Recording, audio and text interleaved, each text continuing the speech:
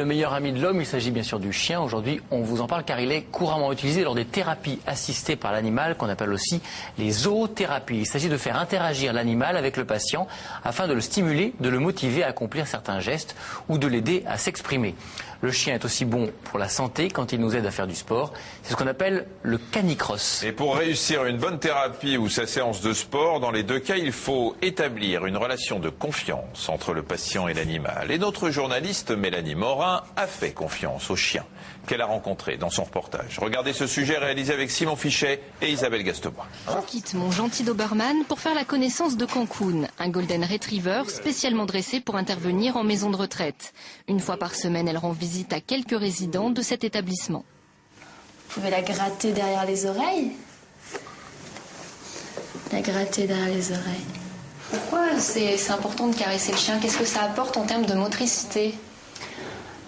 Alors en motricité, là on travaille les gestes, les mouvements en fait, des membres supérieurs. Donc de la main droite et de la main gauche.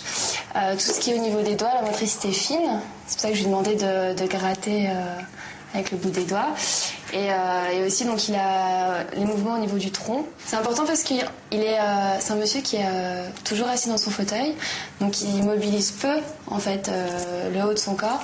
Et donc lui demander de se rapprocher, ça fait travailler les muscles du dos. Et donc voilà, la fluidité du mouvement. Cette forme de thérapie assistée par le chien donne lieu à un réel échange entre le patient et l'animal. Mais lorsqu'elle est utilisée en groupe, elle permet aussi aux personnes de mieux communiquer. Dans cet autre établissement, c'est Vanny, un Golden Retriever âgé de 5 ans, qui est le centre d'attention. Il y a quelques semaines, les résidentes ont posé en sa compagnie. Donc aujourd'hui, j'ai ramené les photos. Bien.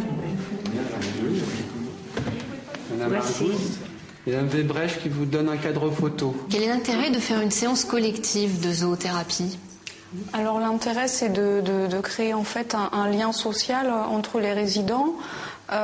D'augmenter en fait le nombre d'interactions autour en fait de quelque chose d'agréable qui est source d'intérêt, de motivation, de plaisir. Donc c'est une véritable stimulation.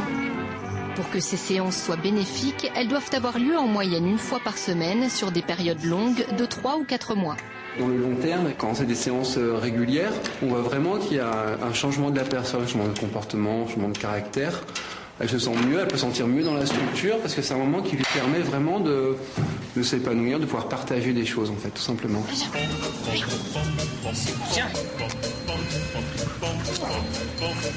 Passer du temps avec un chien, ce serait donc bon pour la santé. Une étude australienne a comparé les taux de pression artérielle de propriétaires d'animaux à ceux de personnes sans animaux. Résultat, les heureux maîtres ont généralement une pression artérielle moins élevée. Ils seraient donc moins confrontés au stress. Et c'est pas Vanny qui va me contredire. Ah mon chien, c'est bien.